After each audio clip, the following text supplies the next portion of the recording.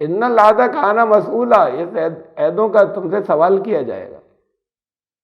اگر کہہ دیا کہ لازمی وقت پر آؤں گا، میں بالکل آؤں گا، لازمی آؤں گا، تو اس کا اللہ کیا حساب دینا پڑے گا؟ یہ کوئی نہیں سمجھتا کہ حساب دینا پڑے گا، کہا تم سے سوال کیا جائے گا، اس لیے کہ وہ عہد ہو جاتا ہے۔ جب یقین دلا دیا کہ نہیں ایسا ہوگا، میں بالکل وقت پر آؤں گا، وقت سے پہلے آؤں گا، تو اب اس کا اللہ کی یہ ایسی چیز ہو گئی جس کا اللہ کیا حساب دینا ہوگا۔ کسی گروہ نے کسی گروہ سے کوئی وعدہ کیا، اللہ کیا حساب دینا ہوگا، پھر چاہے جتنا نقصان ہو رہا اسے پورا کرنا۔ Subscribe the channel and press the bell icon to never miss a video. اعوذ باللہ من الشیطان الرجیم، بسم اللہ الرحمن الرحیم۔ یا ایھا الذین آمنوا اوفوا بالعقود، سورہ نمبر 5 نئی صورت ہے، سورہ مائدہ شروع ہو رہی ہے، اس کی پہلی آیت کا یہ شروع کا حصہ۔ اے ایمان لانے والو، اپنے عہدوں کی پابندی کرو، اپنے وعدوں کی پابندی کرو۔ اس سے پہلے جو سورت ختم ہوئی سورہ نساء، چوتھی سورت، اس کی آخری آیت تھی وراثت کے بارے میں کلالہ۔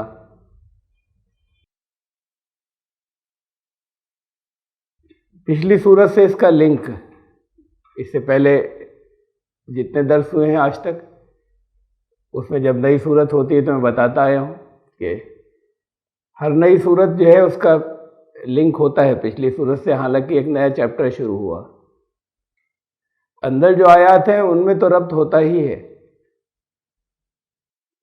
ایک صورت کا دوسری صورت سے بھی ربط ہوتا ہے۔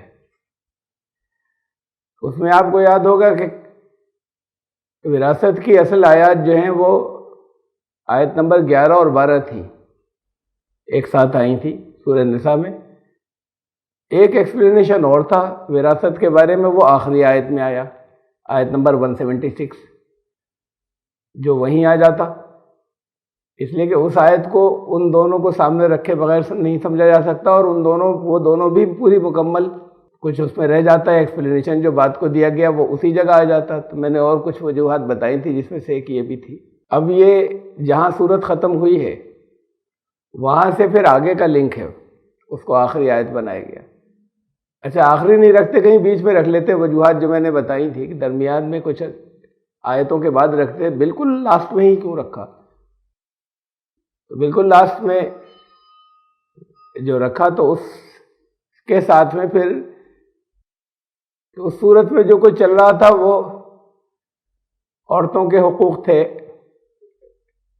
وہ بڑے حصے کے اندر آئے۔ وراثت بھی اصل میں اسی لیے ڈیفائن کی گئی اور اسی لیے حصے مقرر کیے گئے اللہ کی طرف سے کہ اگر نہیں مقرر جہاں کیے جاتے ہیں یا مقرر کیے ہوئے کہ جو پابندی نہیں کرتے وہ کمزوروں کا حق مارتے ہیں، وہاں طاقتور کے حصے میں چلا جاتا ہے۔ تو اصلاً وراثت کے حصے مقرر کرنا بھی اس لیے ہے، یا اس لیے تھا کہ کمزوروں کے حقوق محفوظ رہیں، ان کے رائٹس جو ہیں ان کا انفرنجمنٹ نہیں ہو۔ وہ تاکید جو حصے مقرر کیے وہ بھی ایک طرح کا عہد ہے، یا جو اللہ کی طرف سے نافذ کیا گیا ہے، جہاں کہ بھئی اسے تمہیں ماننا ہوگا، یہ ایسے ہی کرنا ہوگا، وہ قانون۔ اور اس کے بعد پھر اب یہ صورت شروع ہوئی ہے جس میں کہا گیا ہر طرح کے عہد کی پابندی ضروری ہے۔ اے ایمان لانے والو، اپنے عہدوں کی پابندی کرو، اپنے وعدوں کی، اپنے پرتگیاؤں کی، اپنے سنکلپوں کی، اپنے کووننٹس کی، ہر طرح کے ذاتی وعدے کر لیے انڈیویجول، کسی سے وعدہ کیا تو وہ اس میں شامل ہے کہ اسے پورا کرو۔ قوموں نے قوموں سے وعدہ کیا ہو، وہ کسی گروہ نے کسی گروہ سے وعدہ کیا ہو، وہ اسے پورا کرے، چاہے جیسے حالات ہوں، چاہے اس میں سامنے سے بظاہر حالات ایسے بن گئے ہوں وعدہ کرنے کے بعد جب پورا کرنے کا وقت آئے کہ اس میں بہت نقصان محسوس ہوتا ہو، لیکن وعدہ جب ہے تو پورا کیا جائے گا۔ اور پھر آگے جا کر سب سے بڑھ کر یہ کہ اللہ سے جو وعدے تم نے کیے، تمہارا جو عہد اللہ کے ساتھ میں ہے، اس عہد کو پورا کرو۔ یہ تین طرح کے تین کیٹیگریز ہیں عہدوں کی. اس کا تعلق اس ایک چیز کا، یہ عہد ہے جھوٹ اور سچ ہے، اس کا تعلق یہ ایک ہی عمل ہے جس کا تعلق ایمان سے ہے. ورنہ ایمان کی کیٹیگری ہے اور اس کے بعد اعمال کی ہے. اعمال وہ جو کیے جائیں، بڑے سے بڑا بھیانک جرم اور بڑے سے بڑا گناہ، ایسا کہ جس کی سزا میں انسان کی جان لی جائے، چاہے جتنا بڑا گناہ ہو، لیکن وہ صرف ایک کرم ہوتا ہے، وہ صرف ایک عمل ہوتا ہے جس کا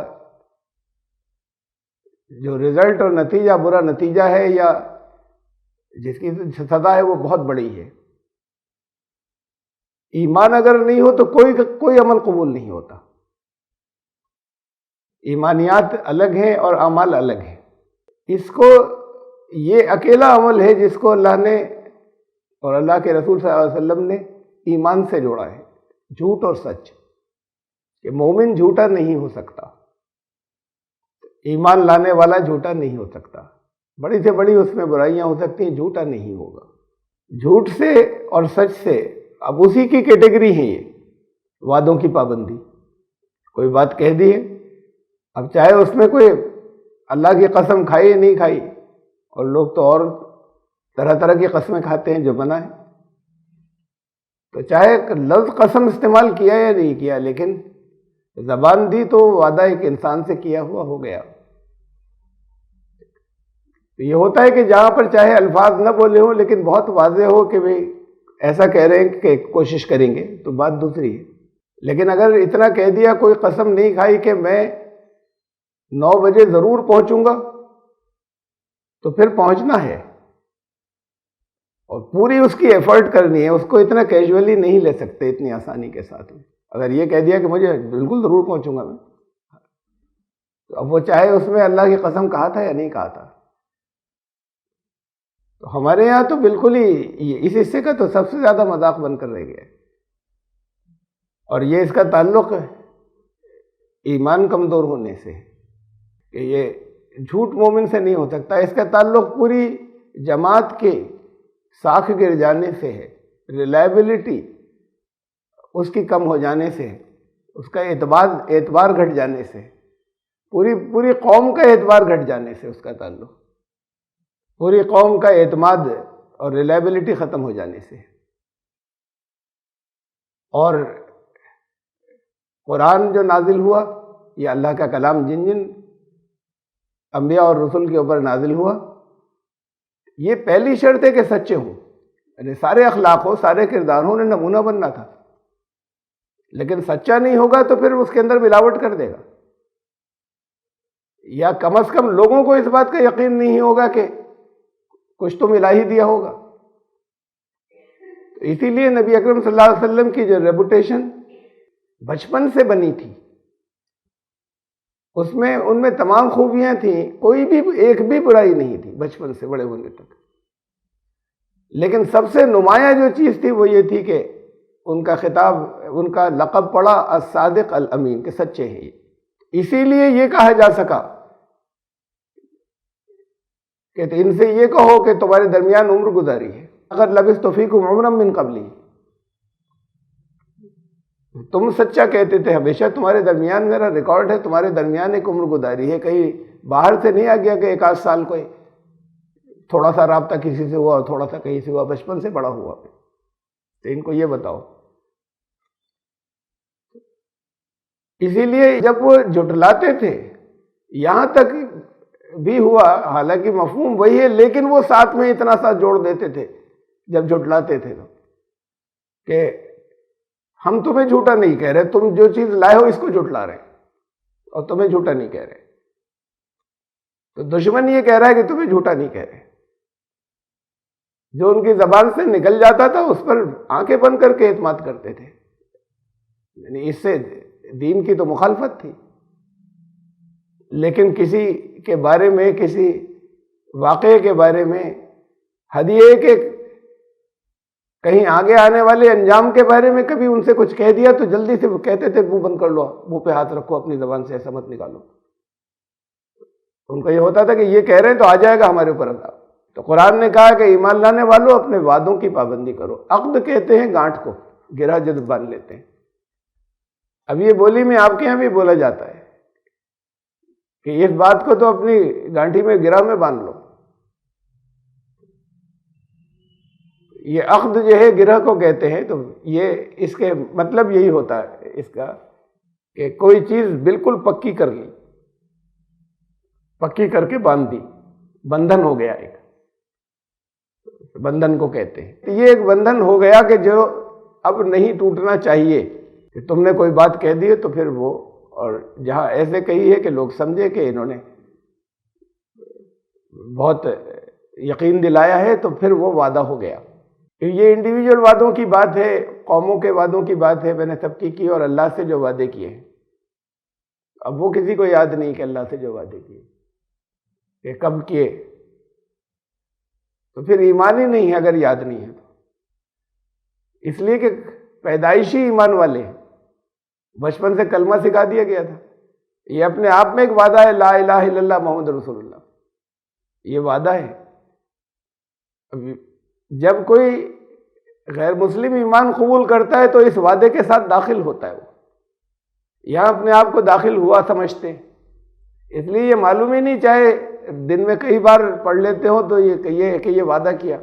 پھر اذان تو سنتے ہیں لیکن نماز میں خود کہتے ہیں میں گواہی دیتا ہوں، یہ وعدہ ہے۔ جھوٹی گواہی جو ہے وہ تو بہت سخت گناہ ہے۔ یہ وعدہ ہے، دن میں پتہ نہیں کتنی بار وعدہ کرتے تھے، ہر 2 رکعت کے بعد اشہد ان لا الہ الا اللہ واشہد ان محمد عبدہ ورسولہ، میں گواہی دیتا ہوں، میں گواہی دیتی ہوں اس بات کی، لا الہ الا اللہ کی گواہی۔ یہ وعدے ہیں جن وعدوں کا لگاتار رینیول روزانہ ہوتا ہے، روز تجدید ہوتی ہے، اور پھر اس کے بعد اس گواہی کے خلاف کرتے ہیں۔ جھوٹی گواہیاں چل رہی ہیں، سب کی نمازوں کے اندر جھوٹی گواہیاں چل رہی ہیں کہ ایک اللہ کے سوا کوئی الہ بھی، تو اس کا مفہوم بھی نہیں جانتے لوگ، نہ سمجھنے کی کوشش کرتے کہ جس کے بارے میں، جس ایک کلمے کے بارے میں یہ ان دنوں میں کہا کرتے تھے جب ناممکن تھا کسی کے لیے تصور بھی کر لینا۔ مٹھی پر لوگ کچھ، اور جن کے اوپر ظلم و ستم کے پہاڑ ٹوٹ رہے ہیں چاروں طرف، اسے کچھ سب سے زیادہ دبے کچلے ہوئے لوگ، اور ان کو بھی یہ یقین دلاتے تھے، اور ان ظالموں کو بھی جب کبھی بات کا موقع آتا تھا تو کہتے تھے بس اس ایک کلمے کو مان لو تو حکومتوں کے تاج تمہارے قدموں میں ہوں گے، قیصر و کسریٰ کے۔ تو اتنا بڑا کلمہ، آپ کے سروں میں تاج نہیں گرتے، آپ کے اوپر دوسرے حکومت کرتے ہو، کلمہ روزانہ بہت سا ہو جاتا ہے، تو پھر وہ کلمہ نہیں ہوگا۔ وہ ہے وعدہ جو اللہ سے کیا جاتا ہے۔ اللہ سے وعدہ یہاں سے آنے سے پہلے بھی کیا، قرآن کے اندر ہے، سورہ اعراف کے اندر، الست بربکم، سب نے کہا۔ اب حالانکہ وہ الفاظ میں اس کے مفہوم ایسا نہیں ہے کہ سب لوگ ایسے تھے موجود، اس کا مفہوم یہ ہے کہ انسانوں کی جنس میں رکھ کر بھیجا یہ توحید کا اقرار، تو اندر تمہارے ہے، سب کانشیس مائنڈ میں ہے، تمہارے اپنے اندر، ہر انسان کے اندر موجود ہے، اور پھر اس کے بعد اس کی پابندی نہیں کرتے، یعنی نیچر اور فطرت کے خلاف تمہیں اپنی دوسری دلچسپیاں نظر آتی ہیں، ادھر نکل جاتے ہو، تو دن رات وعدوں کی دھجیاں اڑتی ہیں۔ میں کچھ جگہوں پر دکھاتا ہوں جس میں سے میں نے چھوڑ بھی دی بہت سی۔ سورہ طٰہٰ، سورہ نمبر 20، آیت نمبر 115، وَلَقَدْ عَهِدْنَا إِلَىٰ آدَمَ مِن قَبْلُ، ہم نے آدم سے اس سے قبل عہد لیا تھا، فَنَسِیَ، اور یہاں پر آدم سے مطلب ہی وہ نمائندگی ہے پورے نسل انسانی کی، جن کے نمائندے وہ تھے۔ فَنَسِیَ، وہ بھول گئے، وَلَمْ نَجِدْ لَهُ عَزْمًا، ارادے کی پختگی جو ہے، پکا ہونا، وہ نہیں اس کے ہم نے نہیں پایا، کا مطلب انسان کو ایسے ہی بنایا گیا ہے اور ایسے ہی پیدا کیا گیا ہے۔ اگر سارے انسان اس نیچر کے ساتھ پیدا کیے جاتے کہ بس جو منہ سے نکل گیا اب سب دنیا میں اسے پورا کریں گے، کوئی مسئلہ ہی نہیں ہوتا، سارے لوگ سیدھے راستے کے اوپر ہوتے ہیں۔ تو یہ چیز تو رکھی ہے جہاں پر انسان کے اندر یہ رجحان رکھا ہے کہ جہاں دلچسپیاں نظر آئیں تو پھر وہ وعدہ چھوڑ کے ادھر چلا جاتا ہے۔ اب اس رجحان کا مقابلہ کرنا ہے، یہ خیر اور شر کا جو اختیار دیا اچھے اور برے اور بھلے کو چوز کرنے کا، اس کے لیے ضروری تھا کہ کمزوریاں بھی ہوں اور قوتیں بھی ہوں، دونوں چیزیں ہوں انسان کے نفس میں۔ فَأَلْهَمَهَا فُجُورَهَا وَتَقْوَاهَا، ہمارے یہاں تو اس کا عام طور سے ترجمہ سمپل سا کر دیتے ہیں کہ انسان کو جب بنایا اسی وقت، انسان کی تخلیق کے وقت ہی، پیدائش کے وقت ہی اس کے اندر الہام کر دیا، ہر انسان کے اندر اس کے نفس میں الہام کر دیا اس کی برائی اور اس کا تقوی۔ فجور کہتے ہیں ڈس انٹیگریشن کو، شخصیت کا بھٹک جانا، پھٹ جانا، ٹکڑے ٹکڑے ہو جانا۔ اس کا جو ڈس انٹیگریشن تھا انسان کا، جیسے چٹک کر بکھر شیشہ جیسے کرچے کرچے ہو جاتی ہیں، تو انسان کی شخصیت کا کرچے کرچے ہو جانا بھی اور اس کا مضبوطی کے ساتھ میں بندھا رہنا، یہ دونوں چیزیں اس میں الہام کر دی تھی۔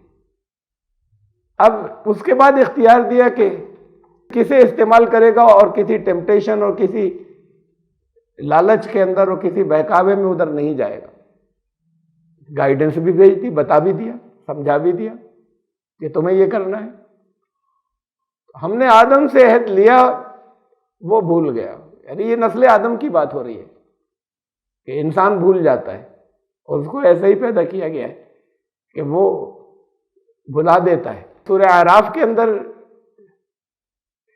ان قوموں کا ذکر کیا جن پر اللہ کا عذاب آیا، اس کے بعد کہا وَمَا وَجَدْنَا لِأَكْثَرِهِم مِّنْ عَهْدٍ، ان کی اکثریت ایسی تھی ان کے اندر ہم نے عہد کی پابندی نہیں پائی، تو پھر اللہ کا عذاب ہے۔ یعنی یہ پہلی بنیاد ہے، باقی جتنے اعمال خراب ہوئے وہ اس کی پہلی بنیاد جو ہے وہ یہ ہے کہ جو طے کر لیا وہ کریں گے، جو کہا وہ کریں گے۔ وَإِن وَجَدْنَا أَكْثَرَهُمْ لَفَاسِقِينَ، تو اس لیے ان میں اکثر وہ تھے جو حدیں اپنی کراس کر جایا کرتے تھے۔ سورہ بنی اسرائیل آیت نمبر 34، وَأَوْفُوا بِالْعَهْدِ، اپنے عہدوں کو پورا کرنا، ان العہد کان مسئولا، اس عہدوں کا تم سے سوال کیا جائے گا۔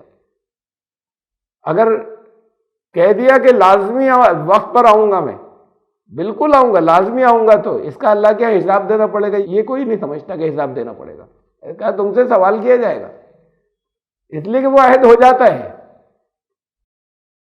جب یقین دلا دیا کہ نہیں ایسا ہوگا، میں بالکل وقت پر آؤں گا، وقت سے پہلے آؤں گا، تو اب اس کا اللہ کی یہ ایسی چیز ہو گئی جس کا اللہ کیا حساب دینا ہوگا۔ کسی گروہ نے کسی گروہ سے کوئی وعدہ کیا، اللہ کیا حساب دینا ہوگا، پھر چاہے جتنا نقصان ہو رہا اسے پورا کرنا ہے۔ کسی جماعت مومنین نے وعدہ کیا ہو اسے پورا کرنا ہوگا۔ دیکھیے یہ سورہ توبہ کی آیت نمبر 4، جہاں اس سے پہلے کہا جا رہا ہے کہ اب دے دو انہیں 4 مہینے دے دو، کہ 4 مہینے کے اندر راستے پر آ جائیں، انہوں نے بہت عہد توڑے، اب ان سے جنگ ہوگی۔ اس کے بعد یہ فرمایا کہ سوائے ان مشرکوں کے الا الذین عاہدتم من المشرکین، ان سے نہیں ہوگی جنگ، اور ان کے لیے نہیں ہے کہ اب تم یہاں سے جہاں بھی ملو گے تم مارے جاؤ گے جنگ، میدان جنگ میں۔ آگے یہ ان مشرکین کی بات نہیں ہو رہی اس عہد کے معاملے میں کہ جنہوں نے تم سے معاہدہ کوئی کیا، کوئی ایگریمنٹ کیا، ثم لم ينقضوکم شیئا، اور معاہدے انہوں نے پورے کیے، ان کے ساتھ جنگ نہیں کر سکتے۔ ان کے ساتھ نہیں ہے کہ جہاں پہ بھی ملیں گے وہاں میدان جنگ ہی نہیں آئے گا ان کے ساتھ میں، کہ انہوں نے جب مکمل پابندی کی تو وہ جب یہ کہہ دیا ثم لم ينقضوکم شیئا، وہ انہوں نے مکمل پابندی کی، اب میدان جنگ کہاں سے آئے گا؟ تم حملہ کرو گے تو آئے گا، وہ پابندی کر رہے ہیں، تم نہیں کر سکتے۔ وَلَمْ يُظَاهِرُوا عَلَيْكُمْ عَادًا، اور تمہارے خلاف کسی دوسروں کی بھی مدد نہیں کی۔ فَأَتِمُّوا إِلَيْهِمْ عَهْدَهُمْ إِلَىٰ مُدَّتِهِمْ، وعدہ جس میعاد ہے، جس مدت تک کا بھی کوئی ایگریمنٹ تھا وہ تمہیں پورا کرنا ہے۔ اس کے بعد یہ نہیں ہے کہ اس کے بعد مار کاٹ شروع کر دو۔ اب 5 سال کا ایگریمنٹ تھا پورا ہو گیا، 10 سال کا ایگریمنٹ تھا پورا ہو گیا۔ ایگریمنٹ کے بعد ہمیشہ یہی ہوتا ہے کہ چونکہ سچویشن بدل جاتی ہے، عرصہ بیچ میں بہت ہو جاتا ہے کہ رینیول کر لیں۔ جب دونوں طرف سے پابندی ہو رہی ہے تو رینیول آسان بھی ہوتا ہے۔ کرایہ داری کے وہ لکھتے ہیں ایگریمنٹس، شروع میں بڑے شک ہوتے، بڑے ڈاؤٹ ہوتے، کتنے کریڈینشیل بتا دی جائے کہ ہم وہاں نہیں 11 مہینے کا کریں گے، اس لیے کہ 12 مہینے کا قانون بنا ہوا ہے کہ 12 مہینے کے بعد وہ قانوناً پکا کرایہ دار مانا جائے گا، نکالنا ذرا سا مشکل ہوگا۔ تو 11 مہینے بعد یہ ایگریمنٹ ختم، نیا کریں گے۔ اب وہ چاہے ان کے بارے میں معلوم ہو جائے کہ ٹھیک ہے، اور بات چیت سے محسوس ہوتا ہو کہ ریلائبل ہیں بہت، بات چیت سے کسی کو یہ معلوم ہو ریلائبل نہیں، دے گا ہی نہیں۔ جب یہ محسوس ہو کہ ریلائبل ہے تب تو دیں گے، پھر معاہدہ ہوگا۔ اس وقت بڑی پابندی چل رہی ہے کہ نہیں 11 مہینے کا یہ ایسے لکھو، یہ بڑھائیے، یہ رکھیے، اور ہو گیا۔ اور پھر یہ اس کرایہ داری کی مدت میں جو آپس کی ریلیشن شپ ہے اور جو پھر اس درمیان میں ان کا عمل دیکھا، اگر واقعی ایسے تھے کہ ذرا سی بھی کوئی بدعہدی کسی جگہ نہیں ہوئی تو پھر اس کے بعد پرواہ نہیں ہوتی، بھول ہی جاتے ہیں کہ اگلا کرنا ہے۔ کر بھی لیا تو ارے صاحب کر دیجئے، وہ تو یہ تو فارمیلٹی ہے، کہیں بھی کر دیجئے، ہو جائے گا، کر لیں گے، آپ تو رہیے۔ یہ نہیں ہوتا پہلے سے 20 دن پہلے سے کہ دیکھو ختم ہونے جا رہا ہے، اس لیے کہ اب ایک درمیان میں ایک معلوم ہو گئی، ایک ریلائبلٹی معلوم ہو گئی، اعتماد ہو گیا۔ نہیں ہو اعتماد تو پہلے سے نیت ہوتی ہے کہ خالی کرانا، اس کو کسی اور کو لائیں گے، تو ایڈوانس میں وارننگ شروع ہو جاتی ہے۔ تو جب انہوں نے کسی طرح کی بدعہدی کی تم بھی نہیں کر سکتے، پھر جب اس کی مدت پوری ہو جائے گی وہاں تک پابندی پوری کرنا، اور پھر ظاہر بات ہے کہ اگر اس بیچ میں قابل اعتماد مکمل محسوس ہوئے تو اسلام جنگ کی بات نہیں کرتا، اسلام امن کی بات کرتا ہے، تو پھر معاہدے کا رینیول ہو جائے گا۔ سورہ انفال آیت نمبر 72، والذین آمنوا، جو لوگ ایمان لائے، ولم یہاجروا، اس سے پہلے یہ آیت بیچ میں سے شروع ہوئی ہے، لمبی آیت ہے، اس سے پہلے یہ بڑی مطلب عام طور سے لوگوں کی نظر پر نہیں ہے یہ بات۔ اس سے پہلے کہ جو لوگ ایمان لائے انہوں نے اللہ کے راستے میں جدوجہد کی، جہاد کیے، پھر ہجرت کر کے آ گئے، ہجرت کرنی پڑ گئی انہیں، تمہارے پاس آ گئے، چاہے کسی اور ہی علاقے میں چلے گئے ہجرت کر کے، وہاں سے بچ کر دشمن کی ٹیریٹری سے، تو وہ تمہارے سرپرست دوست ہیں، ان کی ہر طرح سے سرپرستی کرنی ہے، ان کا پورا ساتھ دینا ہے۔ اب اسی میں پھر آگے یہ چل رہا ہے، والذین آمنوا ولم یہاجروا، ایمان لائے لیکن وہی رہے، وہ کیا اپنا گھر کیسے چھوڑ کے جائیں گے، کریں گے، سب کچھ تو یہی ہے، ہمارے پرکھے یہاں پر رہتے تھے، اب یہاں کے تو اب جیسے بھی ہیں گزار لی، یہیں پہ گزاریں گے، اور دین پر عمل نہیں کرنے دیا جا رہا۔ حکم یہ ہے کہ یہاں سے ہجرت کر دو، لڑائی کا نہیں حکم ہے۔ جہاں یہ بنا ہے کہ جہاں پر دشمن پاور میں بہت زیادہ ہے، وہاں اس کی حکومت ہے، اس کا قانون چلتا ہے، وہاں اگر دین پر عمل نہیں تمہیں کرنے دیا جا رہا ہے، دین کی وجہ سے ہو، وہ اکانومک کلیشز نہیں ہو، ایک گروپ مسلمان کہلاتا ہے، ایک ہندو کہلاتا ہے، جو طاقتور ہو گیا، ایک دوسرے سے ریلیشن شپ خراب ہو گئی، جو طاقتور ہو گیا وہ چاہتا ہے ہر جگہ ان کو معاشی طور پہ کمزور کر دیں، تو جگہ جگہ فساد ہوتے رہتے ہیں۔ یہ جو ہے یہ تو پھر اور دوسرے گروپوں میں بھی ہوتے ہیں آپس میں، جہاں خالی مسلمان رہ جاتے ہیں وہ مسلمان میں ہوتے ہیں، جہاں خالی ہندو رہ جاتے ہیں، اب یہ ان کو یقین دلا دیا گیا ہے، ایسا برین واشنگ کر دی گئی ہے کہ نہیں، ہندو میں نہیں ہوتا۔ پوری تاریخ بھری پڑی ہے، خونی تاریخ بھری پڑی ہے لڑائیوں کی، شیوائٹس اور ویشنوز میں آپ جو آپس میں بہت ہی خونی ٹکراؤ رہے ہیں یہیں پر، اور پھر کہ وہ تاریخ تو سب کو معلوم ہے نا، اور پرانی، سچ مچ ہوا تھا یا نہیں ہوا تھا، لیکن وہ ان کا دھروہر ہے، وہ ان کا اثاثہ ہے، سرمایہ ہے ان کا، جسے وہ سینے سے لگائے، وہ کہتے ہیں یہ سچ ہے۔ مہابھارت کی جنگ دونوں طرف بھائی تو تھے، کورو اور پانڈو، جن کے اندر جنگ کے بارے میں بتایا، اور پھر وہ تو پریکٹیکلی تو ممکن ہی نہیں ہے فیگرز وہ، لیکن ان میں سے بڑی تعداد کہتی ہے نہیں ایسے ہی تھا وہ، 1 ارب سے زیادہ لوگ تھے جو اس کے اندر مارے گئے اس جنگ کے اندر. پوری جو اس کے اندر جو تعداد آتی ہے 1 ارب سے زیادہ ہے، باقی کی مجھے یاد نہیں رہی. تو اتنی بڑی تعداد اس کے اندر، اب اتنی بڑی نہیں ہوگی، مبالغہ ہوگا، لیکن لکھنے والوں نے ایسے مبالغے سے لکھ دیا ہوگا. لیکن ہم یہ کہیں بہت بڑی تعداد دونوں طرف سے ماری گئی. یہ تو خالی یہ 100 اور 5 میں تھوڑی جنگ ہوئی تھی. وہ تو ایسا ہو جائے گا جیسے گھر میں کوئی، اس میں گھوڑے اور یہ سب تھوڑی چلیں گے. یہ تو جیسے گھر کے اندر آپس میں کوئی لاٹھیاں چل گئی ہوں. ان کی پوری فوج تھی، ان کی پوری فوج تھی، ان 5 کی، جن کے اندر ٹکراؤ اور جنگ ہوا تھا. تو یہ اتنی بڑی جنگ، یہ تو فیملی کے ہیں دونوں، ایک ہی بھگوان کو ماننے والے ہوں گے، دونوں شری کرشن کو مانتے تھے. ہم تو ان کی لینگویج میں بات کر رہا ہوں. شری کرشن ہی کو وہ بھی مانتے تھے اور یہ بھی بہت عقیدت رکھتے تھے. اگر شری کرشن کو بھگوان مانتے ہو تب عزت کرتے ہو تو ایز اے لیڈر بہت نیک انسان کی طرح دونوں بہت کرتے تھے. پھر اس کے بعد ان کے درمیان میں آپس میں اتنی خوریز جنگ ہوئی.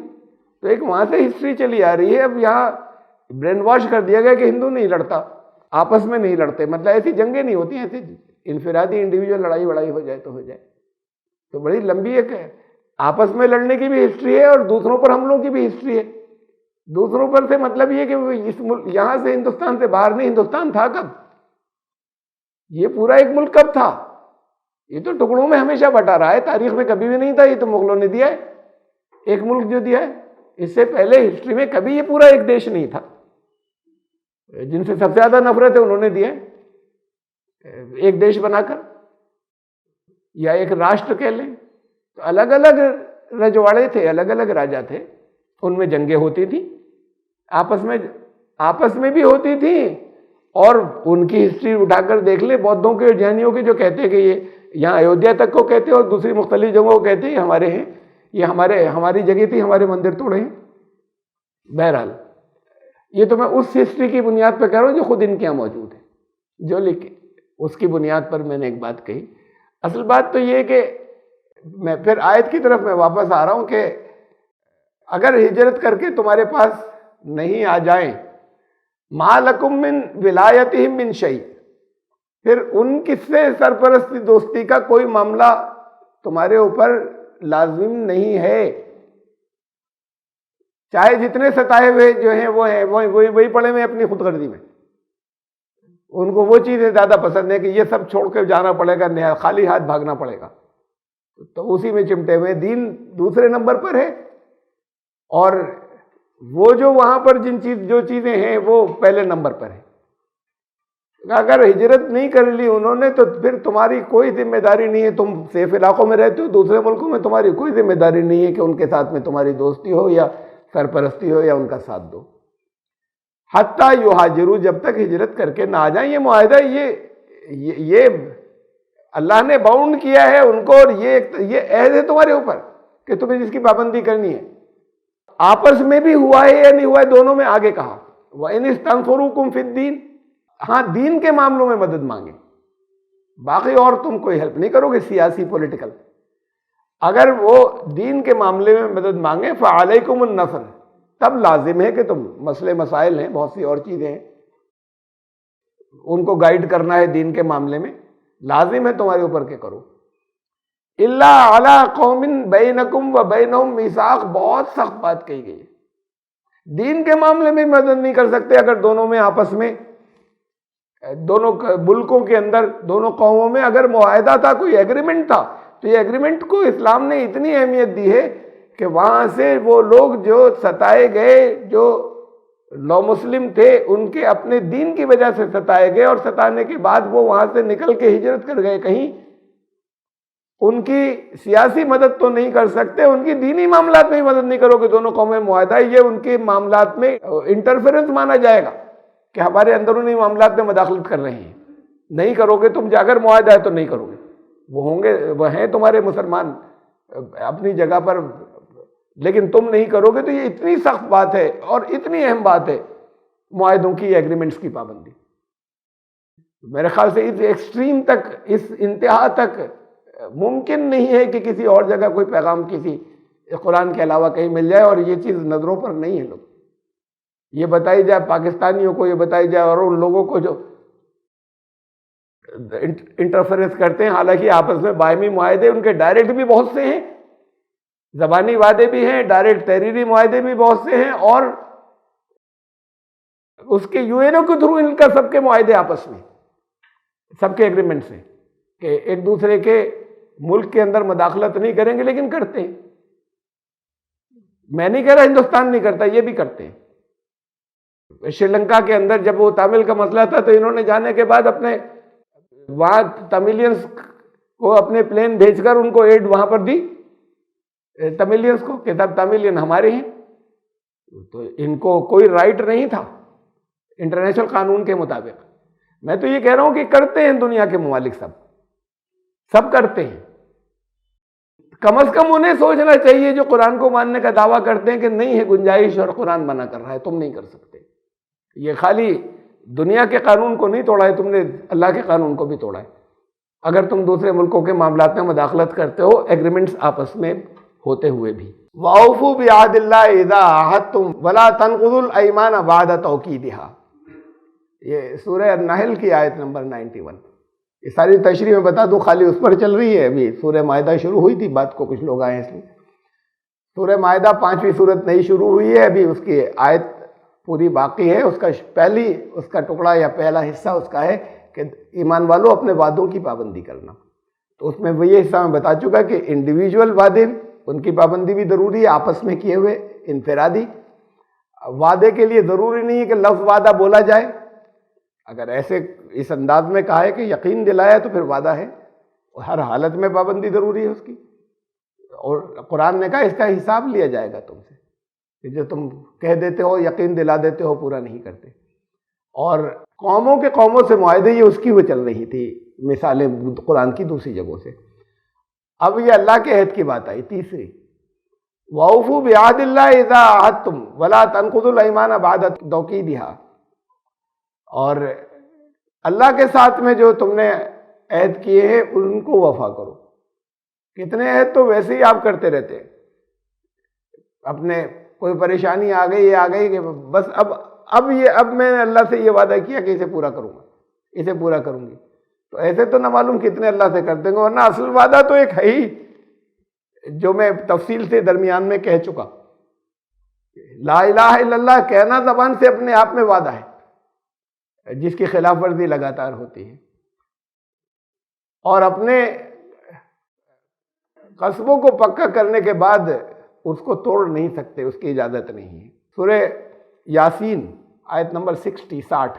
الم اعہد الیکم یا بنی آدم، اے آدم کی نسل، آدم کی اولادو، کیا میں نے تم سے یہ عہد نہیں لے لیا تھا؟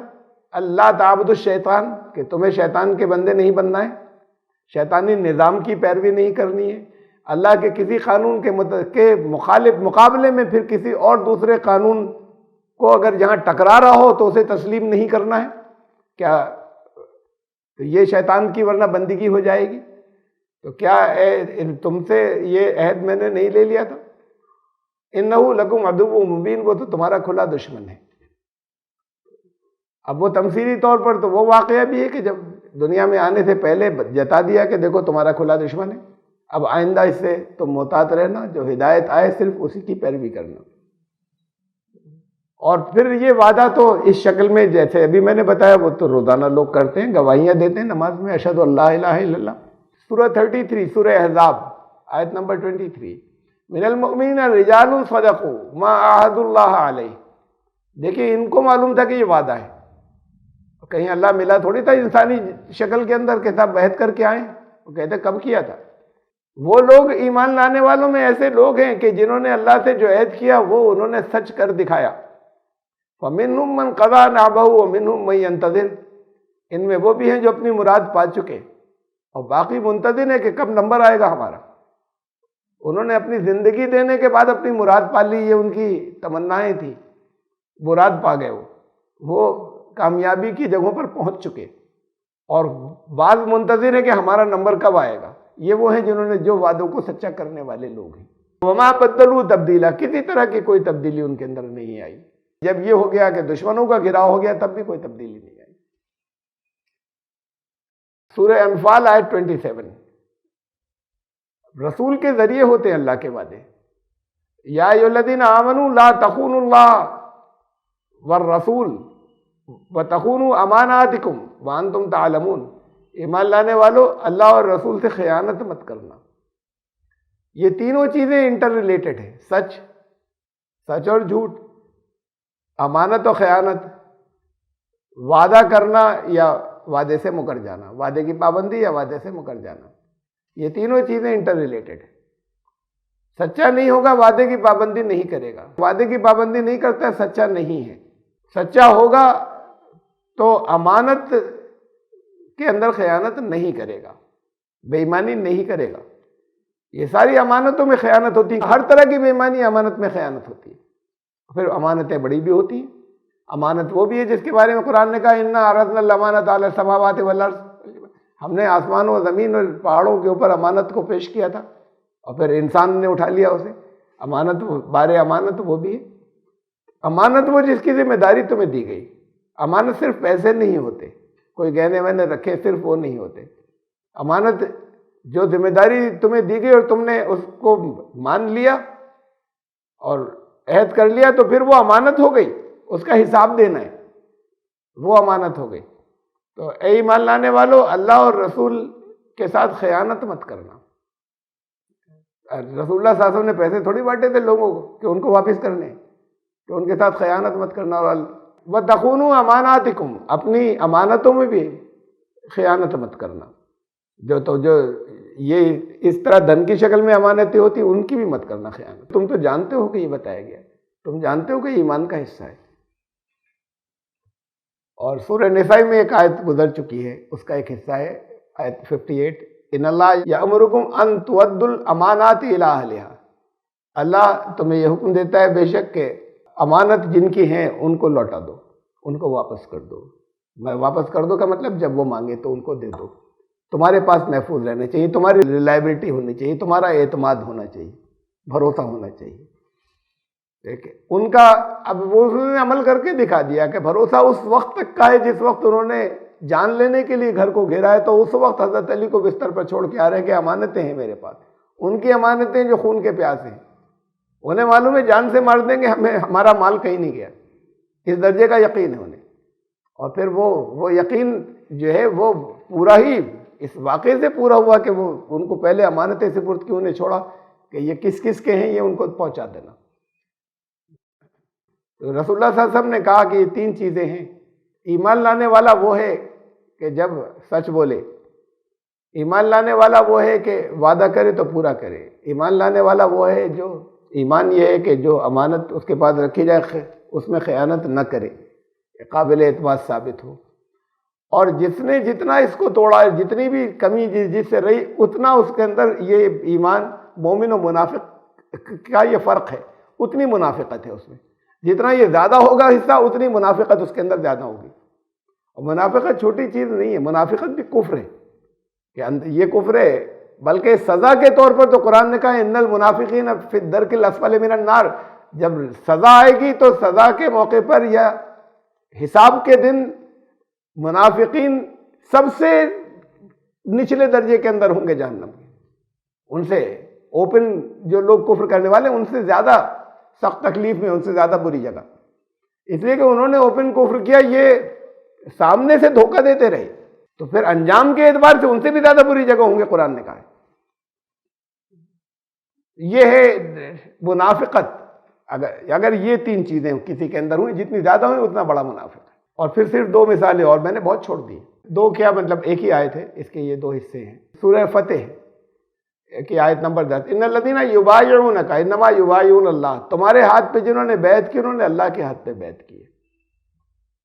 رسول اللہ صلی اللہ علیہ وسلم کے ہاتھ پر بیعت کی تھی، بیعت رضوان کہلاتی ہے، اس سے متعلق آیات ہے، لیکن یہاں حضور کا نام نہیں لیا گیا صلی اللہ علیہ وسلم۔ اب ان تمام لوگوں کے لیے ہے کہ کسی قوم نے جن کو امام مانا ہو ان کے ہاتھ پہ بیعت کر لی ہو، امیر مانا ہو ان کے ہاتھ پہ بیعت کر لی ہو، کہ جن لوگوں نے تمہارے ہاتھ پر بیعت کی انہوں نے اصل میں اللہ کے ہاتھ پہ بیعت کی۔ یہ پابندی کے لیے اس بات کو بتایا کہ یہ وعدہ تمہارا اللہ سے ہے، جو بھی آپس میں کہتے ہو ایک دوسرے سے کچھ اور کہتے ہو وہ بھی اللہ سے ہی وعدہ ہوتا ہے. اگر یہ بھی اللہ سے وعدہ ہے اگر تو وہ اصل میں تم نے ید اللہ فوق ایدیہم تو اللہ کی سرپرستی ہوگی ان لوگوں کے ساتھ میں جو اس کی پابندی کریں گے. فمن نکثا اور جو پابندی نہیں کریں گے توڑ دیں گے آیت کو فإنما ينكث على نفسه انہیں خود بھگتنا ہوگا اس کا وبال انہی کے اوپر ہوگا. ومن اوفى بما عهد عليه الله فسيؤتيه اجرا عظيما اور جو اللہ سے عہد کیا ہوا جو پورا کرے گا اسے پھر عنقریب جلدی ملے گا فوراً مل جاتا ہے. وہ محسوس شکل میں باہر بات کو آتا ہے وہ تو ایکومولیٹ ہوتا چلا جاتا ہے. مل گیا ہر عمل کا بدلہ اسی وقت مل گیا جلدی ملے گا. اللہ نے آپ سے کہا اپنے پیمانے سے تھوڑی آپ سے کہہ رہا ہے اپنے پیمانے سے تو جہاں کوئی بات کہی وہاں بتا بھی دیا وہ میرا ایک دن ہے تمہاری گنتی میں 1000 سال ہے. جب یہ کہہ رہا ہے کہ جلدی ہوگا ان اللہ سریع الحساب بڑی تیزی سے حساب لے لیتا ہے. اب پتہ ہی نہیں وہ قیامت کب آئے گی حساب تو تب ہوگا تو کہاں ہوا تیزی سے. وہ اللہ کے نزدیک تو وہ ٹائم چاہے زیرو ہو اتنا کہا تو آپ سے جا رہا ہے وہ آپ کا ٹائم کی بات ہو رہی ہے. اسی لمحے سیکنڈ کے لاکھویں حصہ بھی نہیں لگتا جب نتیجہ جو ہے وہ ایکومولیٹ ہو جاتا ہے رجسٹر ہو جاتا ہے اندر ہوتا ہے. اس کا ایک ضابطہ اور قانون ہے کہ کتنا ہو جائے توبہ نہیں کرے اور رکے نہیں تو پھر وہ محسوس شکل میں سامنے عذاب کی شکل میں آ جائے گا. وہ عذاب چاہے کوئی بیماری ہو چاہے کوئی تباہی ہو چاہے کوئی مفلس ہو گیا ہو چاہے کسی کو کوئی معذوری ہو جائے اور چاہے پوری قوم جو ہے وہ ختم کر دی جائے مختلف طرح سے. پھر جب وہ اس کی مدت پوری ہو جاتی ہے اور ہر ضابطے کی الگ مدت مقرر ہے اللہ کے تب وہ محسوس شکل میں آتا ہے تاکہ توبہ کا موقع رہے درمیان. اس لیے کہ یہ بتا دیا قرآن نے کہ اگر لوگوں کی غلطیوں پر انہیں اسی وقت پکڑنا شروع کر دیتے ہاتھ کے ہاتھ سزا دینا شروع کرتے تو یہاں کوئی ہوتا ہی نہیں سب ختم ہو چکے ہوتے کبھی کے سب جو ہے وہ نمٹ گئے ہوتے. تو یہ تھی پہلی آیت کا پہلا حصہ. اب اس کے بعد فرمایا احلت لکم بہیمۃ الانعام الا ما یتلی علیکم غیر محل الصید وانتم حرم ان اللہ یحکم ما یرید. تمہارے لیے جو چوپائے ہیں مویشی گھاس چرنے والے دودھ دینے والے انہیں حلال کر دیا گیا سوائے ان کے کہ جن کا ذکر آئے گا جو تمہیں اسی قرآن کے اندر بتائے جا رہے ہیں. پہلے بھی بتائے گئے آگے بھی آئے گا. اس سے پہلے آیت نمبر 176 میں آیت 176 میں ہے سورہ بقرہ کی. آگے بھی کئی جگہ اور آیا بہت تفصیل سے. سورہ انعام میں زیادہ تفصیل آئی یہاں بھی کچھ تفصیل آئی ہے سورہ مائدہ میں. تو سوائے اس کے کہ جو تمہیں بتا دیا گیا اسی قرآن میں بتا دیا گیا ان کے سوا تمہارے لیے جتنے چوپائے ہیں وہ حلال ہیں غیر محل الصید وانتم حرم لیکن حالت احرام میں ہے نہیں احرام کی حالت میں نہیں حلال ہے. ان اللہ یحکم ما یرید اور اللہ جو بھی طے کرتا ہے فیصلہ کرتا ہے وہ پورا ہو کر رہتا ہے. وہ جو چاہتا ہے جو ارادہ کرتا ہے وہ تمہیں حکم دیتا ہے. اللہ نے کیا قانون کیوں بنایا اس پر تمہیں کوئی گنجائش نہیں ہے سوال کرنے کی آپ نے ایسا قانون کیوں بنایا. قانون سارے حکمت پر مبنی حکمت تلاش کیجئے حکمت ہی کے لیکن اللہ اس کے لیے باؤنڈ نہیں ہے کہ آپ کو بتائے کیوں بنایا. قانون یہاں پر بنا ہوا ہے اس قانون کی لوگوں کو پابندی کرنی ہے نہیں کریں گے نقصان اٹھائیں گے. وہ جو ارادہ کرتا ہے ویسا جیسا چاہتا ہے ویسے وہ قانون بناتا ہے اور یہ قانون اس نے ایسے بنایا ہے. وعدوں کی بات چل رہی تھی عہد کی بات چل رہی تھی اور اس کا تعلق جیسے اس سے پچھلی صورت کے اندر ورثے کا تعلق اور وراثت کا تعلق جیسے عہد سے تھا ایسے اس کا تعلق بھی عہد سے ہی کہ کیا حلال اور حرام کا کہ کیا حلال ہے اور کیا حرام اور حرام کو نہیں حرام تک نہیں پہنچ سکتے یا حرام تک مت جانا. لیکن وہ جو مویشی حلال ہے وہ حالت احرام میں نہیں وانتم حرم. یہ حلال اور حرام دونوں لفظ اس میں لفظ آئے وانتم حرم. احرام میں بھی حرام لفظ موجود ہے بیت الحرام میں بھی حرام لفظ موجود ہے مسجد الحرام کعبہ اس میں بھی حرام لفظ موجود ہے اور یہ گندگی والے جانور ان کے اندر یہ بھی حرام ہے. تو یہ دونوں کے یہ کیسے دونوں کیسے حرام ہو گئے دونوں کا کیا اسٹیٹس ہے کہ ایک جیسا اسٹیٹس ہے دونوں کا. حرام کہتے ہیں کسی وہ چیزیں جن سے منع کر دیا گیا روک دیا گیا انہیں وہ حرام ہے. یہ آگے ڈیفینیشن میں لکھی بھی ہوگی. حرام وہ جس سے روک دیا گیا شریعت بنانے والے نے شارع بالکل صاف منع کر دیا یہ نہیں کرو گے، اور بہت سخت گناہ ہوگا جو کرے گا، اور کبھی کہ بعض حرام چیزیں وہ ہیں جس میں دنیا میں بھی سزا ہے، ورنہ سزا جو ہے وہ اللہ کے نظام میں تو ملے گی ہی، وہ چیزیں وہ سب حرام ہیں۔ تو حرام کا مطلب جس سے روکا گیا ہے، روکنا دو وجوہات سے ہوتا ہے، ایک عزت و احترام کی وجہ سے، اور کہیں پر کسی چیز کے گندے یا برے ہونے یا نقصان دہ ہونے کی وجہ سے۔ برے لوگ ہیں مت جانا ان کے پاس، تو برائی کی وجہ سے روکا گیا کہ مت جاؤ، ممانعت ہوئی۔ ماسک لگائے بغیر مت نکلنا، بیماری کا انفیکشن کا خطرہ ہے، نقصان سے بچنے کے لیے روکا گیا۔ اور کہیں کہیں ایسا ہوتا ہے کہ دیکھو بہت بڑے بزرگ ہیں، بلکہ اپنے سارے بڑوں کے سامنے تیز آواز سے مت بولنا، مثال دے رہا ہوں کہ اگر یہ کہا جائے ایسے تو پھر یہ روکا گیا، وہ ان کی عزت و احترام کی وجہ سے روکا گیا۔ مسجد میں جوتے پہن کے مت جانا، روک دیا گیا اس کے احترام کی وجہ سے۔ احترام لفظ میں بھی حرام شامل ہے، لفظ احترام بھی اسی سے نکلا ہے۔ تو یا مقدس یا پاکیزہ ہونے کی وجہ سے وہاں پہ کچھ چیزوں سے روک دیا گیا، اسی کو کہتے ہیں بے حرمتی ہوگی۔ حرمت اس میں بھی حرام لفظ ہے کہ بے حرمتی ہوگی، ان کی حرمت ہے یعنی ان کا تقدس پاکیزگی ہے، تمہیں کچھ چیزوں سے روکا گیا ہے۔ تو یہ دونوں چیزیں دونوں جگہ دو وجوہات سے کوئی عمل یا کوئی شے جو ہے وہ حرام ہوتی ہے۔ حلال کا مطلب جس کی اجازت ہے۔ اب حلال کا مطلب یہ نہیں کہ بس یہی صرف کرنا ہے، حلال کا مطلب یہ ہے کہ وہ جس سے اس سے منع نہیں کیا گیا اسے حلال کہتے ہیں۔ حلال کا یہ مطلب نہیں کہ یہ کرنا ہی ہے، اس سے روکا نہیں گیا ہے، اس سے منع نہیں کیا گیا ہے۔ حلال اور حرام کے بیچ میں بھی ایک چیز ہوتی ہے، کچھ چیزیں وہ ہیں کہ جنہیں صاف صاف بتا دیا کہ ان سے تمہیں منع نہیں کیا ہے، یہ سب حلال ہے۔ کچھ چیزیں وہ ہیں جنہیں صاف صاف کہہ دیا گیا ہے کہ یہ نہیں کرنی ہے، یہ سب چیزیں حرام ہیں۔ اس کے بیچ میں ایک بہت بڑی کیٹیگری ہے، یعنی حلال بہت کم بتائے گئے، حرام بہت کم بتائے گئے، اور بہت بڑی کیٹیگری جو ہے ان سے بہت کئی گنا زیادہ وہ کیٹیگری وہ جو ان کے بیچ کی ہے، نہ منع کیا گیا نہ اس کا نام لیا گیا کہ نہیں بھی کر سکتے ہو، منع نہیں ہے، یہ کہا ہی نہیں گیا، اس کے بارے میں خاموشی سکوت اختیار کیا گیا۔ تو رسول اللہ صلی اللہ علیہ وسلم نے کہا کہ یہ تمام چیزیں جتنی ہیں وہ سب جن سے روکا نہیں گیا وہ سب جائز ہے، اسے مباح کہتے ہیں۔ ہمارے فقہا نے اس کے لیے جو نام رکھا ہے وہ ہے مباح۔ تو ہمارے یہاں اس پر تشدد ہوتا ہے، سختی ہوتی ہے بہت، کچھ گروہ تو بہت ہی زیادہ اس معاملے میں متشدد ہیں، ہر بات پہ پوچھیں گے اس کی دلیل کیا ہے، یہ جو آپ کر رہے ہیں انہوں نے تو کبھی نہیں کیا، نہ اللہ کے رسول نے کیا، نہ صحابہ نے کیا، تو یہ تو پھر بدعت ہے۔ یہ بہت بڑی بات ہے جو وہ کرتے ہیں، دین کے بہت سخت خلاف ہے، چھوٹی موٹی نہیں، انتہائی درجے کا سخت گناہ ہے، بہت آخری درجے کا سخت گناہ، اس لیے کہ حلال اور حرام ان دو چیزوں کو اللہ نے اپنے ہاتھ میں رکھا ہے، نبی کو بھی اختیار نہیں دیا ہے۔ پیغمبر کو یہ ہے، قرآن کے اندر آیت ہے کہ نبی تم کیسے جو اللہ نے حلال کیا ہے تم لما تحرم ما احل اللہ لک، اللہ نے حلال کیا تم حرام کرو گے؟ نبی کو اجازت نہیں ہے حلال حرام طے کرنے کی، تشریح کر سکتے ہیں اس کی جو اللہ نے جو چیزیں بیان کی ہیں اس کیٹیگریز کی تشریح کر سکتے ہیں۔ تو اس کو کہا کہ بہت سخت بات ہے، قرآن نے کہا کہ یہ اپنی زبانوں سے یہ کہتے پیتے ہیں کہ یہ حلال ہے اور یہ حرام ہے، ان کو اجازت نہیں تھی، جو اللہ نے بتایا صرف وہ کہہ سکتے ہیں، اور باقی اپنی طرف سے نہیں کوئی چیز جو ہے وہ اللہ کے کر سکتے کہ یہ حلال ہو یہ حرام۔ قرآن یہ کہہ رہا ہے کہ انہوں نے اپنے علماء کو اپنے رب بنا لیا ہے۔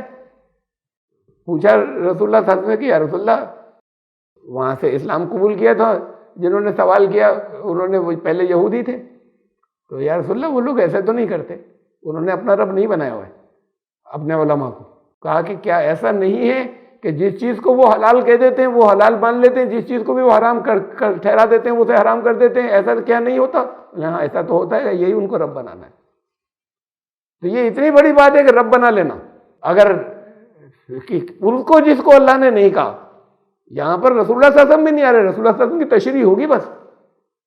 اللہ نے جن چیزوں کو حرام نہیں ٹھہرایا تم نہیں کہہ سکتے انہیں حرام۔ تو یہ دلیل جو ہے یہ کہنا کہ یہ بدعت ہے، جس چیز کی تمہیں نظیر نہیں مل رہی، جس کے بارے میں دین خاموش ہے، جس کے بارے میں رسول اللہ صلی اللہ علیہ وسلم نے کچھ نہیں کہا تھا وہ بدعت ہے، یہ اتنا سخت گناہ کر رہے ہیں کہ یہ جن کی یہ تقلید کرتے چلے آئیں، تو یہ گروہ سب سے بڑا مقلد ہے، یہ اپنے آپ کو غیر مقلد کہتے ہیں، یہ بڑے سب سے کٹر مقلد ہیں، یہ اپنے علماء کے مقلد ہیں، وہ کوئی ایک نام نہیں ہے، بس فرق اتنا ہے۔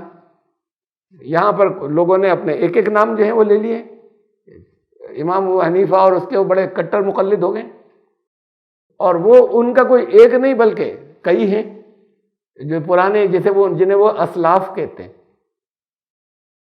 کہ سلف صالحین کہتے ہیں جنہیں قرآن کہتے ہیں اسلاف کی پیروی نہیں ہوگی، یعنی معیار تو یہ ہوگا، اس معیار کو سامنے رکھ کر تو اسلاف کی بات ہے، اسلاف کو آپ لے کر چلیں گے۔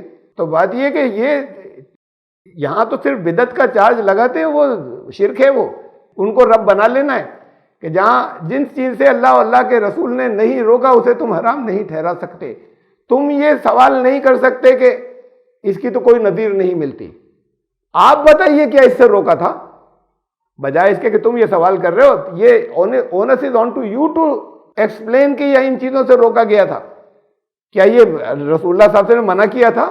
نہیں منع کیا تھا، مباح جائز، تو یہ مباح کے درمیان میں کیٹیگری ہے۔ یہ حلال حرام کے بارے میں میں نے بتایا، اور ایک اصطلاح اور آئے گی آگے، ریوائز کر لیں گے، بات کو ہی لیں گے آئندہ مرتبہ۔ آیت ابھی پوری نہیں ہوئی، آیت ابھی چل رہی ہے، میں خالی صرف آیت آج پڑھ دیتا ہوں پوری، اور اس کے بعد پھر اس کی تشریح آئندہ انشاءاللہ وقت پورا ہو گیا۔ کہ شروع میں کہا تھا کہ یا ایھا الذین آمنوا اوفوا بالعقود، ایمان لانے والوں اپنے عہدوں کی پابندی کرنا، اور اس کے بعد پھر یہ کہا کہ تمہارے لیے چوپائے جو ہے وہ حلال کر دی گئے، سوائے ان کے کہ جو اب آگے بتایا جائے گا بھی ان کے علاوہ، یہ اب پہلے بھی بتا دیا گیا، آگے بھی جو قرآن میں بیان کر دیا گیا ان کے علاوہ پھر سب تمہارے لیے چوپائے سارے حلال ہیں۔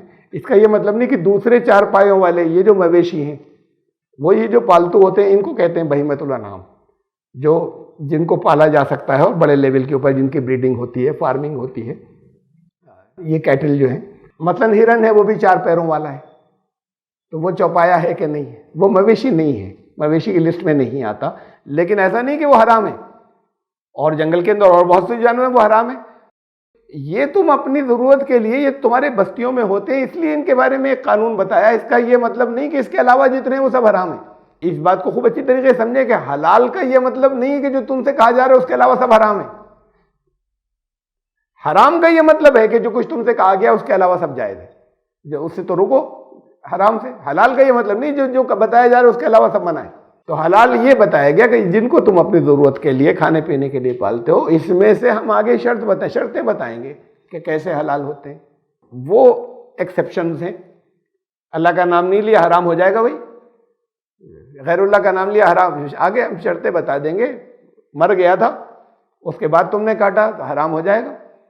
تو یہ جو ہے یہ سب تمہارے لیے حلال ہے، سوائے اس کے کہ جو تمہیں بتا دیا گیا یا بتایا اور بتا دیا جائے گا آگے۔ ہاں اتنی اور ساتھ میں یہ پابندی اور کہ جب تم حالت احرام میں ہو، اس وقت حالت احرام میں وہ بھی بڑی پابندیاں، احرام کے ساتھ احرام وہ لباس پہنا کچھ پابندیاں آ گئی، نارملی جائز، نارملی بہت سی چیزیں جائز تھیں، اس حالت میں روک دیا گیا کچھ چیزوں سے جو پہلے جائز تھی۔ تو اب وہاں پر تم یہ اس وقت جو ہے پھر شکار نہیں کرو گے اس حالت کے اندر، ذبیحے کا گوشت تب بھی کھاؤ گے، اس کے علاوہ شکار بھی، لیکن اب شکار مار کے نہیں کھاؤ گے اس حالت کے اندر، ان جانوروں میں سے کسی کا شکار نہیں ہوگا۔ تو اللہ کا حکم جیسا بھی ہوتا ہے، جیسا وہ چاہتا ہے ویسا حکم دیتا ہے۔ اور پھر اے ایمان لانے والوں یا ایھا الذین آمنوا لا تحلوا شعائر اللہ، کچھ اللہ کی نشانیاں ہیں، کچھ اللہ کے سمبلز ہیں، تو یہ بڑی اہم بات ہے شعائر اللہ، یہ آگے ایکسپلین کروں گا میں، ان کو اپنے لیے حلال مت کر لینا۔ پھر یہی مطلب ہے کہ وہ سب حرام ہیں، حرام کا مطلب پاکیزگی کی وجہ سے حرام ہے، جیسے وہاں پہ ایک مشعر الحرام ہے حج کے میں، عرفات سے چلے مشعر الحرام پہ پہنچو، وہ بھی مشعر الحرام شاعر اللہ میں سے، اس کی جو عزت و حرمت ہے اس کی ایک، اس کو اب حرام کو حلال مت کر لینا، یعنی یہ حرام کیا گیا ان کی پاکیزگی کی وجہ سے، اب اس حرمت کو مت توڑنا، تم نے اسے حلال کر لیا کا مطلب اب ان کی تم نے بے حرمتی کر دی۔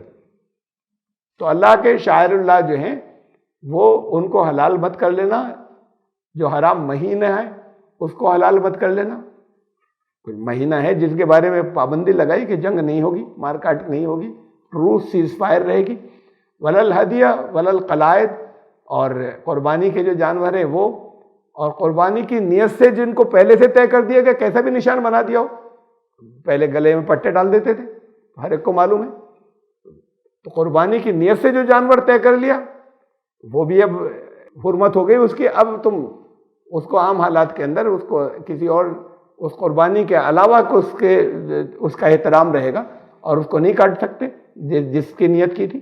ولا عامین البیت الحرام یبتغون فضلا من ربہم ورضوانا، خالی ترجمہ رکھ رہا ہوں میں، تشریحات تو اس کی آتی رہیں گی۔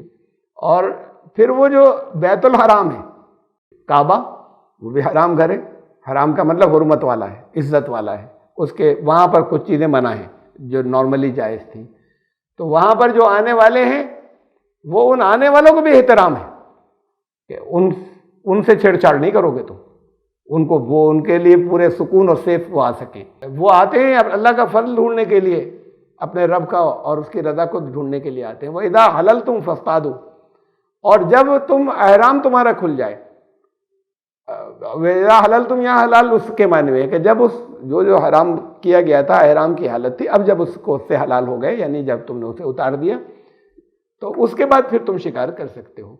وَلَا يَجْرِمَنَّكُمْ شَنَآنُ قَوْمٍ أَن صَدُّوكُمْ عَنِ الْمَسْجِدِ الْحَرَامِ أَن تَعْتَدُوا، اور کوئی قوم ایسی جس سے تمہیں دشمنی اس لیے ہو کہ وہ تمہیں مسجد حرام میں جانے سے روک رہی ہے، تم نہیں کر سکتے زیادتی، تمہارے اپنے رولز ہیں، تمہارے اپنے ضابطے، وہ زیادتی کرتے ہیں تو کریں، تم اس حالت میں بھی زیادتی نہیں کر سکتے وہ تمہیں مسجد حرام سے روک رہے ہیں۔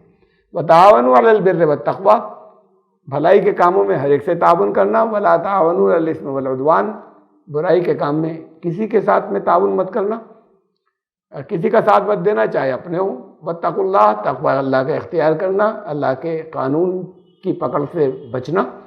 ان اللہ شدید العقاب، اس لیے کہ اللہ کا قانون تعاقب کرتا ہے۔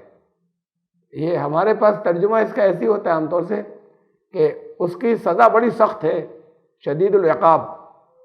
عقاب یہی لفظ ہے جو تعاقب جس سے بنا ہے، عقب مانے پیچھے، پیٹھ، پیچھے، عقاب پیچھے لگ گیا کوئی، تو تمہارا نتیجہ تمہارے عمل کا تمہارے ساتھ چل رہا ہے، پیچھے پیچھے لگ گیا، پیچھے تعاقب میں ہے، تو اللہ کا قانون تمہارے تعاقب میں، چیزنگ یو، بالکل ساتھ میں لگ کر، پیچھے سے۔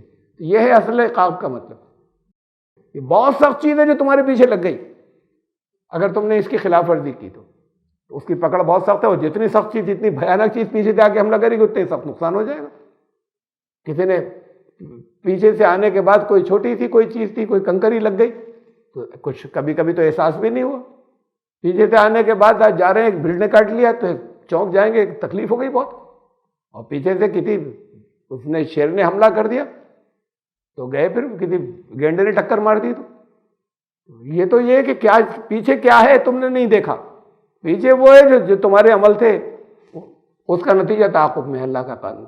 یہ ہے شدید العقاب، کہ وہ چھوٹا نہیں ہے، تو بہت بڑا ہے جو پیچھے ہے تمہارے، اگر تم نے ان کی پابندی نہیں کی حلال و حرام کے معاملے میں۔ تو یہ آیت نمبر 2 تھی، اس کی درمیان کی تشریحات، شاعر اللہ کیا ہیں، اللہ کی علامتیں، اللہ کے تو کوئی سائن نہیں ہوتی، کوئی علامت نہیں ہوتی، ہمارا تو یہی، ہم تو یہی مانتے ہیں۔ یہاں کا شاعر اللہ کا، تو شاعر اللہ کیا ہے اور مسجد کے بارے میں کیا کہا، پھر انشاءاللہ زندگی رہی تو آئندہ میں۔ سبحان ربک۔